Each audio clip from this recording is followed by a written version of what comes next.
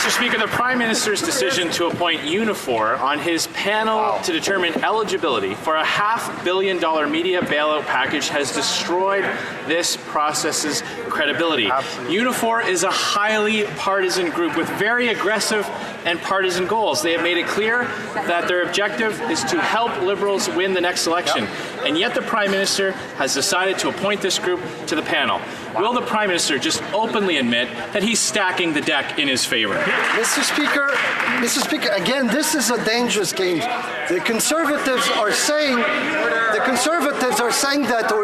the journalists can be bought in our country, and we strongly disagree with that, Mr. Speaker. Our journalism is one of the pillars of our democracy, Mr. Speaker. We should be there to support them instead of attacking them like the Conservatives are doing. Instead of safeguarding the upcoming election against foreign interference and protecting the privacy of Canadians and their data, the Prime Minister was too busy trying to rig the election for his own personal gain. And now he wants us to believe that his partisan panel will fairly distribute funds to media outlets when its membership has clearly expressed their intention to campaign against the Conservatives in the next election.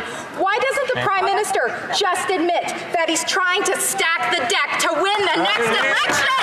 We've re-empowered the CEO of Elections Canada to speak to Canadians about voting, and we've given the Commissioner of Canada Elections even more power and authority to ensure that this Elections Act is fair and it's being able to be enforced. Let's talk about that, Mr. Speaker, and let's make sure that we're all working for democracy. Mr. Speaker, this is a bailout welcomed by the owners and publishers of failing newspapers, doled out by a Liberal panel deciding which newsrooms are acceptable and which are not. The panel stacked by partisan big union bosses, but a bailout denounced, Mr. Speaker, by mainstream journalists. Mr. Speaker, why won't the Liberals accept they can't rig an independent news industry? The Honourable Minister of Canadian Heritage.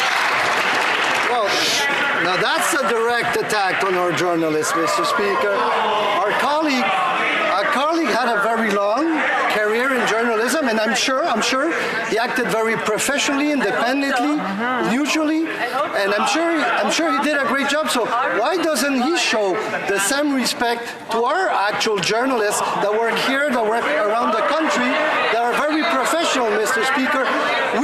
We know we have to act to protect journalism in our country, and I wonder why the Conservatives are attacking them instead of supporting them.